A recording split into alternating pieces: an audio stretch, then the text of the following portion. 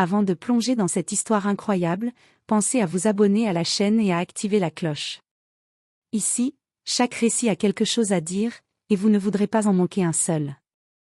Le PDG millionnaire pensait avoir tout vu dans sa vie, des trahisons, des alliances d'affaires, des mensonges soigneusement cachés.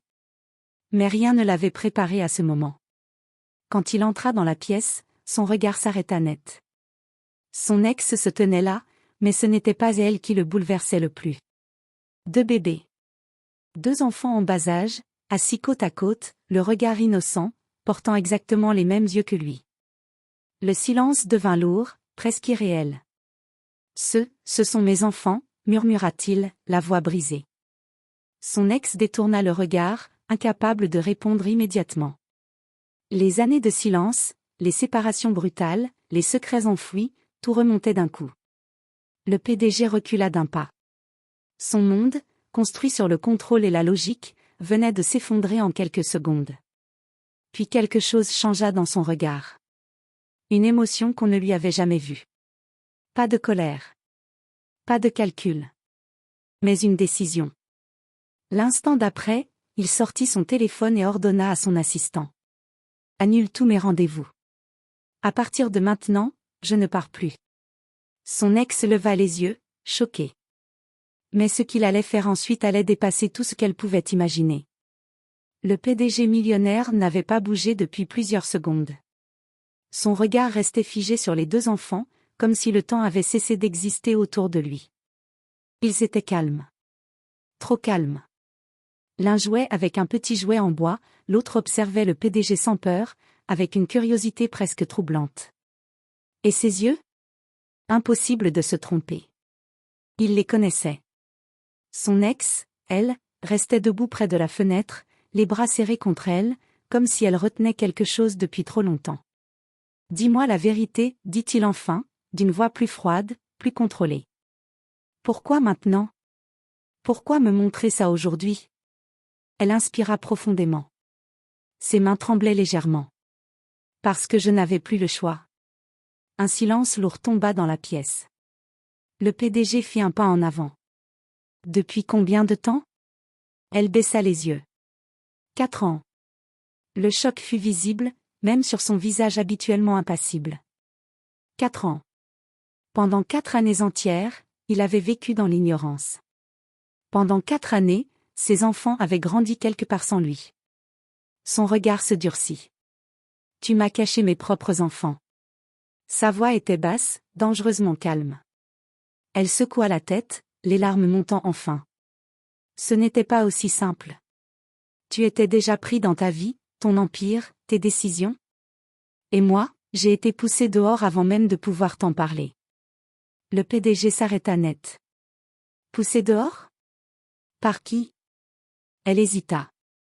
Et ce simple silence fit comprendre au PDG que l'histoire était bien plus grande qu'une simple rupture. L'un des bébés lâcha son jouet. Le bruit du bois sur le sol résonna comme une alarme dans la pièce. Le PDG s'agenouilla lentement, pour être à leur hauteur. Pour la première fois depuis longtemps, il ne regardait plus un marché, ni un problème à résoudre, mais 2 vies. Je veux la vérité complète, dit-il doucement. Tout ce que tu as gardé pour toi. Son ex ferma les yeux. Et quand elle les rouvrit, elle lâcha enfin les mots qui allaient tout faire basculer. Tu ne les as pas perdus par hasard, quelqu'un a tout organisé pour t'éloigner de nous. Le PDG resta figé. Et à cet instant précis, quelque chose changea en lui. Ce n'était plus une question de famille. C'était le début d'une enquête. Et d'une guerre silencieuse. Le PDG millionnaire ne dormit pas cette nuit-là. Dans son Penthouse, les lumières de la ville défilaient derrière les vitres comme un monde qui continuait sans lui, indifférent à la bombe qui venait d'exploser dans sa vie. 2 enfants. 4 ans de mensonges. Et une phrase qui tournait en boucle dans sa tête. Quelqu'un a tout organisé pour t'éloigner de nous. Au matin, il n'était plus l'homme choqué de la veille. Il était redevenu un stratège. Il décrocha son téléphone. Je veux tout. Dossiers médicaux, déplacements, messages, appels, les 4 dernières années. Et surtout, je veux savoir qui a contacté mon ex après notre rupture. Son assistant hésita une seconde. Monsieur, ça va prendre du temps. Tu n'en as pas. 3 heures plus tard, les premiers résultats arrivèrent. Et ce que le PDG découvrit fit s'assombrir son regard. Des virements suspects. Des rendez-vous annulés à la dernière minute sans explication. Et surtout, un nom qui revenait discrètement dans plusieurs rapports. Quelqu'un de proche. Quelqu'un qui avait toujours eu accès à ses décisions, ses agendas, ses déplacements. Son bras droit. Le PDG se figea. Impossible, murmura-t-il.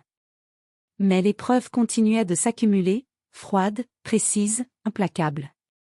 Son ex n'avait pas disparu de sa vie par hasard. Elle avait été isolée. Coupée. Manipulée.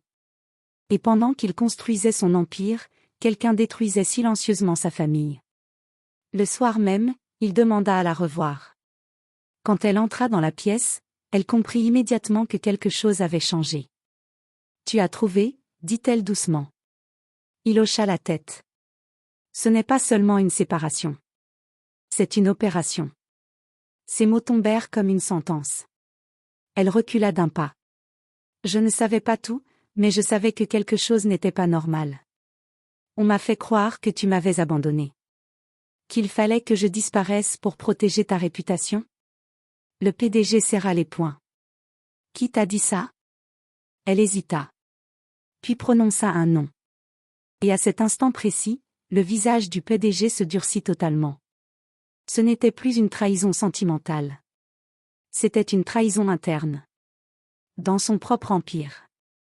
Et il venait de comprendre une chose essentielle. Celui qui avait détruit sa famille était encore à ses côtés. Le lendemain, le siège du groupe brillait comme toujours. Verre, acier, silence maîtrisé, tout donnait l'impression d'un empire parfaitement sous contrôle. Mais à l'intérieur du bureau du PDG, l'air était différent. Plus lourd. Plus froid.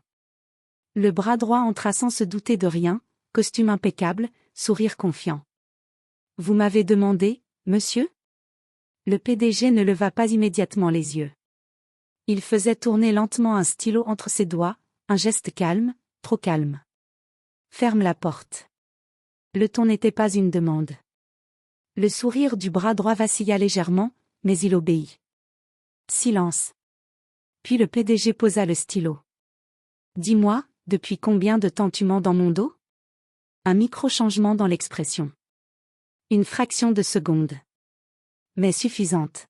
« Je ne comprends pas, monsieur. » Le PDG se leva lentement. 4 ans. Une femme. 2 enfants. Et une disparition parfaitement orchestrée. Le bras droit avala sa salive. Ce sont des accusations graves. Le PDG s'approcha. Chaque pas résonnait comme un marteau. Ce qui est grave, c'est d'avoir détruit une famille pour contrôler mon empire. Le masque du bras droit commença à se fissurer. Vous n'avez aucune preuve. Le PDG s'arrêta à 1 mètre de lui. Et pour la première fois, il sourit. Un sourire froid. Presque triste. Tu veux voir les preuves? Il posa une clé USB sur la table. Le silence devint absolu. Le bras droit hésita. Puis la curiosité prit le dessus. Il branchait la clé, sûr de lui. Mais à l'écran, les dossiers apparurent. Transfert bancaire. Messages interceptés. Appel enregistré. Et surtout, la preuve de la manipulation de l'ex-compagne du PDG. Le visage du bras droit changea instantanément. Vous ne comprenez pas, balbutia-t-il. Le PDG l'interrompit. Si. Je comprends parfaitement. Un silence glacé. Le bras droit recula d'un pas. Ce n'était pas personnel, c'était pour stabiliser l'entreprise. Elle vous distrayait. Elle menaçait vos décisions. Le PDG s'approcha encore. Tu as utilisé mes enfants comme un levier stratégique. Sa voix était basse. Dangereuse. Le bras droit tenta de reprendre le contrôle. Vous devez réfléchir, si ça sort, votre image. Mais il s'arrêta net. Le regard du PDG avait changé. Plus aucune hésitation. Plus aucune émotion visible. Juste une certitude totale. Mon image n'a plus aucune importance. Il fit signe à son assistant derrière la porte. Sécurité. 2 gardes entrèrent immédiatement. Le bras droit comprit. Vous ne pouvez pas faire ça. J'ai construit cet empire avec vous. Le PDG ne répondit pas. Il regardait déjà ailleurs. Comme si cet homme n'existait plus. Quand il fut emmené, sans résistance possible, un silence profond retomba dans la pièce. Le PDG resta seul. Puis il murmura. Maintenant, je récupère ce qu'on m'a volé. Et pour la première fois depuis des années. Ce n'était plus un PDG qui parlait. C'était un père. Le bureau du PDG était silencieux. Trop silencieux. Depuis l'arrestation de son bras droit, tout avait basculé dans l'entreprise, mais ce n'était rien comparé à ce qui se préparait maintenant. Car cette fois, il n'allait pas régler un problème d'affaires. Il allait affronter son passé. Quand son ex entra dans la pièce, elle comprit immédiatement. Il y avait quelque chose de différent dans son regard. Plus de colère. Plus de confusion. Seulement une vérité déjà acceptée. Elle serra les mains, nerveuse. Tu l'as arrêté. Le PDG hocha lentement la tête. Oui. Silence. Les deux restèrent immobiles, séparés par une table, et 4 années de mensonges. Puis il parla doucement. Il m'a tout dit. Elle ferma les yeux. Comme si elle attendait ce moment depuis toujours. Je n'ai jamais voulu te cacher les enfants, murmura-t-elle. On m'a forcé à disparaître. On m'a fait croire que tu ne voulais plus de moi, que tu avais signé pour m'écarter de ta vie. Le PDG ne répondit pas immédiatement. Il la regardait, comme s'il recomposait chaque morceau du puzzle. Et tu y as cru. Ce n'était pas une accusation. Juste un constat. Elle baissa la tête. Je n'avais plus rien, ni toi, ni protection, ni vérité. Un silence lourd s'installa. Puis une voix douce s'éleva derrière la porte. Un des enfants. Le PDG se retourna. Les 2 petits étaient là, tenant la main de la nourrice. Ils le regardaient avec cette même innocence, mais aussi avec une familiarité troublante.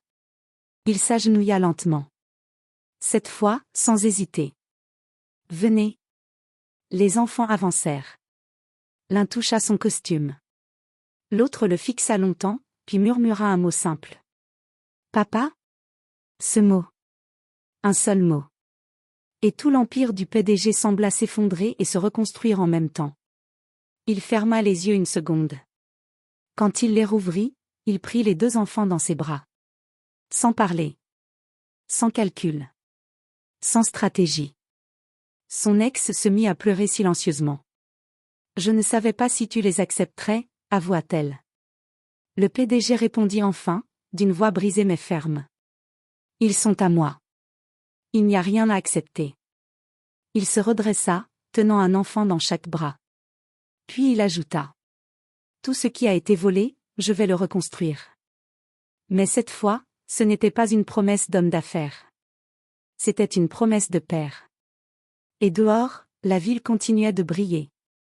Sans savoir que le véritable empire du PDG venait de renaître dans une seule pièce. 20 ans avaient passé. Le nom du PDG était devenu une légende dans le monde des affaires. Certains disaient qu'il était impitoyable. D'autres, qu'il avait changé après un événement qu'il ne racontait jamais. Mais personne ne connaissait vraiment la vérité. Dans une grande salle vitrée au dernier étage d'un immeuble dominant la ville, une réunion importante venait de se terminer. Les dirigeants sortaient un à un, respectueux, silencieux. L'homme resta seul. Plus âgé, plus calme, mais toujours avec ce regard profond qui avait traversé les tempêtes. Il s'approcha de la fenêtre. En bas, la ville continuait de vivre. Mais lui, il ne regardait pas la ville. Il attendait quelqu'un. La porte s'ouvrit doucement. « Tu es encore là à regarder dehors » dit une voix familière. C'était elle. Son ex, devenue sa compagne de vie reconstruite, celle qui avait survécu aux mensonges et au chaos. Il sourit légèrement. « J'attends toujours la même chose. » Elle s'approcha. « Ils arrivent. » Son cœur se serra légèrement. Même après 20 ans, ce mot avait toujours le même effet. Ses enfants. Aujourd'hui adultes. Des 2 garçons innocents qu'il avait portés dans ses bras, il ne restait plus que des hommes. Des hommes différents, mais marqués par la même histoire. La porte s'ouvrit à nouveau. 2 silhouettes entrèrent. Le premier était devenu avocat. Calme, précis, réfléchi. Le second dirigeait une fondation humanitaire. Plus émotionnelle, plus proche des gens. Ils s'arrêtèrent devant lui. Un silence respectueux. Puis le premier parla. On a signé l'accord final avec le groupe asiatique. Le second ajouta. Et la fondation a ouvert 3 nouveaux centres cette année. Le PDG les regarda longtemps. Pas comme un patron. Pas comme un stratège. Mais comme un père. Vous n'avez plus besoin de moi, dit-il doucement. Les 2 se regardèrent. Puis le second répondit. On aura toujours besoin de toi. Pas pour l'Empire, pour nous. Un silence profond suivit. Le PDG détourna le regard vers la ville. Et pour la première fois depuis très longtemps, il sourit sans douleur. Car tout ce qu'il avait perdu autrefois avait fini par revenir sous une autre forme. Plus forte. Plus vraie. Et cette fois, personne ne pourrait jamais le lui enlever. La famille n'avait pas seulement été reconstruite. Elle avait survécu au temps.